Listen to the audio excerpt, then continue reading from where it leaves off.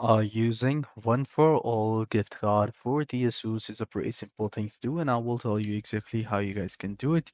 So here you guys can see that I'm One4all in the One4all website, and here you guys can see that I can buy a gift card and I can send it to anybody, and that person can use that gift card at asus.com.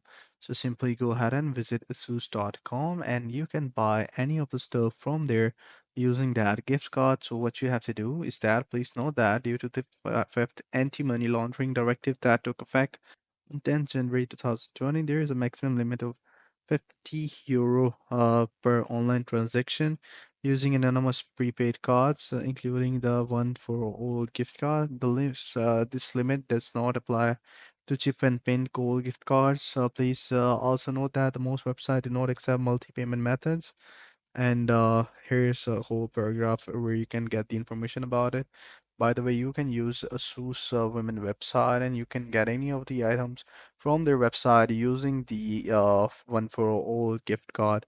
So this is pretty much it. I hope you find this video helpful. If you do, please consider subscribing to our channel. Take care. Bye bye.